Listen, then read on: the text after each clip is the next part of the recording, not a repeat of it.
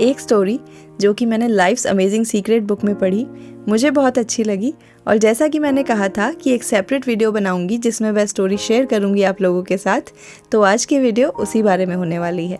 नमस्कार, मैं आरुषि एक बार फिर से आप सभी का स्वागत करती हूँ एब्सेक टॉक्स में। आज की वीडियो में हम एक ऐसी स्टोरी सुनेंगे जो कि मुझे बहुत अच्छी लगी, सोचा कि आप लोगों के साथ भी शेयर करूं।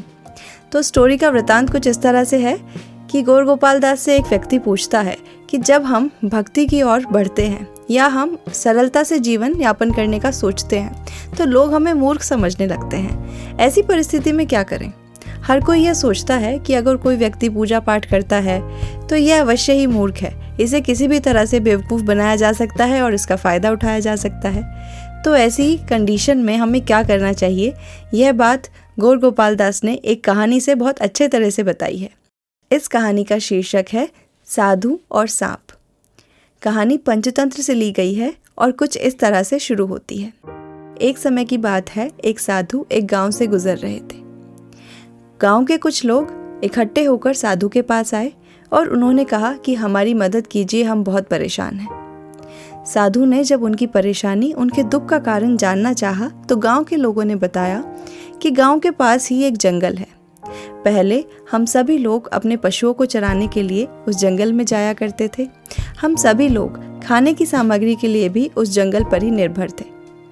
लेकिन वहाँ एक सांप रहने लगा है। जो भी कोई जंगल की ओर जाता है वह उसे डस लेता है। हमारे पशु और कितने ही मनुष्य इससे मर चुके हैं। हम सभी बहुत दुखी हैं। आप किसी भी तरह से इस समस्या का समाधान कीजिए और हमारी मदद कीजिए। साधु ने कहा कि मैं कोशिश करता हूँ कि इस समस्या का कुछ हल निकाल पाऊँ। अगले दिन साधु जंगल की ओर प्रस्थान कर गए। वहाँ जाते ही उन्हें भयंकर फुंकार की आवाज़ आई। साधु उस आवाज़ की ओर बढ़े। वहाँ जाकर देखा तो सांप था। साधु ने उसे प्रणाम किया। सांप चौंक गया। उसने सोचा कि आज तक सभी लोग मुझसे डरते आए हैं, किंतु यह कौन व्यक्ति है जो कि मुझे प्रणाम कर रहा है। सांप मन ही मन खुश हुआ और वह साधु की तरफ बढ़ा। साधु ने कहा कि तुम मुझे चाहे डस लेना, किंतु पहले मेरी बात सुनो। सांप ने कहा ठीक है, आप कहिए। साधु ने कहा कि आज तक जो तुमने अपना जीवन व्यतीत किया है केवल दूसरों को कष्ट देने में किया है। तुम्हारी वजह से गांव के लोग इतने भयभीत हैं कि अपने खाने की सामग्री भी जंगल से नहीं ले जा पा रहे। उनके पशु भूख से तड़प रहे हैं। क्या तुम अपने जीवन को परिवर्तित करके एक सही रास्ते की ओर बढ़ना नहीं चाहते? अगर तुम सरलता से भी अपना जीवन व्यतीत करोगे तो तुम देखोगे कि जीवन कितना सुंदर है। दूसरों को जब हम खुशी देते हैं तो निश्चित ही हम भी खुश होते हैं। तुम यह सब काम छोड़ो, दूसरों को परेशान करना छोड़ो और सरलता से अपना जीवन व्यतीत करो, ताकि तुम भी खुशी से रह पाओ और दूसरे लोग भी खुशी से रह पाएं। जीवन का यही अर्थ है कि हम स्वयं भी खुश रहें और दूसरों में भी खुशियां बांटें। सांप को लगा कि साधु निश्चित ही एक ज्ञानवान पुरुष हैं, तो अच्छी ही बात कह रहे होंगे। सांप ने कहा ठीक है, मैं आपके कहे अनुसार एक सरल जीवन जीने के लिए तैयार हूँ। आज से मैं किसी को कोई कष्ट नहीं पहुँचाऊँगा। गांव के लोग जंगल में आराम से आ जा सकेंगे।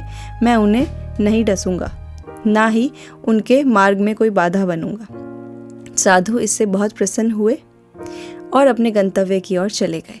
समय बीतता गया। अब सांप किसी भी मनुष्य को परेशान नहीं करता था।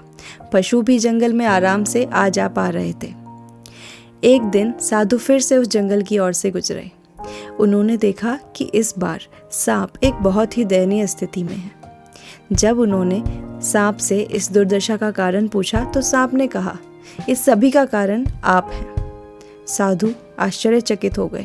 मैंने तो तुम्हें अच्छे रास्ते पर चलने को कहा था, मैंने तो तुम्हें अच्छी ही बात बताई थी, किंतु वह तुम्हारी दुर्दशा का कारण कैसे बन सकता है? सांप ने कहा, आपने मुझे कहा था कि लोगों को परेशान करना छोड़ दो, किसी को कष्ट मत दो, स्वयं भी खुश रहो और दूसरों को भी खुश रहने दो।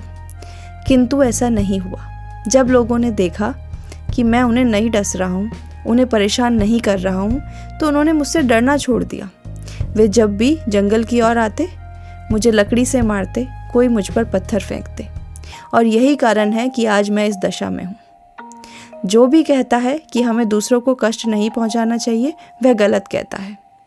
जीवन में अगर हम दूसरों को डराएंगे तभी हम आसानी से जीवन जी पाएंगे, नहीं तो हमारी यही दुर्दशा होगी। साधु ने कहा, तुमने मेरी बात अच्छे से नहीं समझी। मैंने कहा था कि तुम लोगों को डसना छोड़ दो। मैंने ऐसा कब कहा कि तुम फुंकार मारना भी छोड़ दो, ताकि लोगों के मन से तुम्हारा डर चला जाए।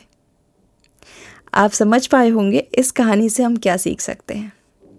यदि हम सरलता से जीवन जी रहे हैं, किसी को कोई कष्ट नहीं पहुंचा रहे, तो लोग समझने लगते हैं कि हम बेवकूफ़ हैं या हम मूर्ख हैं। हमें ऐसा व्यवहार नहीं करना है कि कोई हमें मूर्ख समझे। सरल बनिए, किंतु समय समय पर यह भी बताना आवश्यक है कि हम मूर्ख नहीं हैं, कोई हमारा फ़ायदा ना उठा पाए, इस बात का भी हमें ध्यान रखना चाहिए। आशा करती हूँ जितनी अच्छी यह कहानी मुझे लगी, आपको भी यह उतनी ही पसंद आई होगी। इसी तरह की और बातें सुनने के लिए जुड़े रहिए हमारे चैनल के साथ। मिलते हैं अगले वीडियो में। धन्यवाद।